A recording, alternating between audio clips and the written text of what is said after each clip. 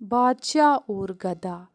ایک شخص بازار میں آواز لگا رہا تھا، گدھا لے لو، 500 روپے میں گدھا لے لو، اور گدھا بھی انتہائی کمزور اور لاغرور قسم کا تھا۔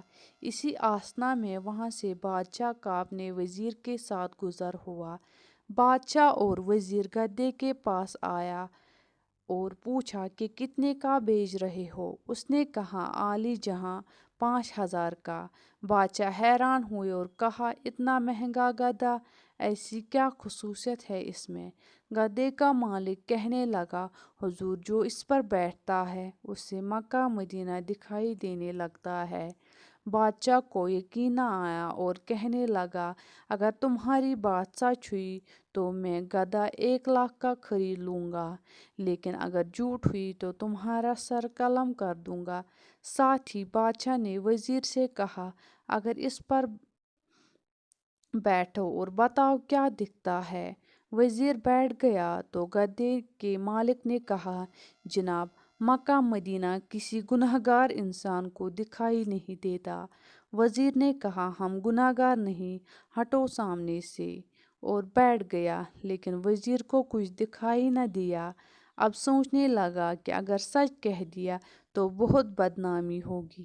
اچانک وزیر چلایا، ماشاء اللہ، سبحان اللہ، الحمدللہ، کیا نظارہ ہے مکہ مدینے کا۔ بادشاہ نے تجسس میں کہا، ہٹو جلدی، ہمیں بھی دیکھنے دو، اور خود گدھے پر بیٹھ گیا۔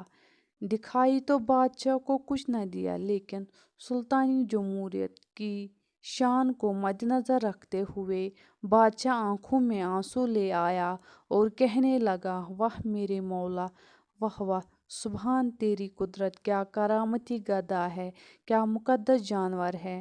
میرے وزیر مجھے جتنا نیک نہیں تھا، اس لیے اسے صرف مکہ مدینہ دکھائی دیا، مجھے تو ساتھ ساتھ ہی جنت بھی دکھائی دے رہی ہے۔ اس کے اترتے ہی عوام ٹوٹ پڑی، کوئی گدھے کو چھونے کی کوشش کرنے لگا، کوئی چومنے کی، تو کوئی اس کے بال کاٹ کر تبرکات کے طور پر رکھنے لگا، وغیرہ۔ یہی حال ہے کچھ ہمارے معاشرے میں بس رہ رہے کچھ جعل سازوں اور مکاروں کا ہے، جنہوں نے دینی اصلاحات اور دین کے نام پر فریب دینے کا بیڑا اٹھا رکھا ہے، اور سادہ عوام بھی اندھے کانے بن کر پیچھے چل پڑتے ہیں۔ آپ کی کیا رائے ہے؟ میرے ویڈیو کو لائک کیجیے اور چینل کو سبسکرائب کیجیے۔ شکریہ۔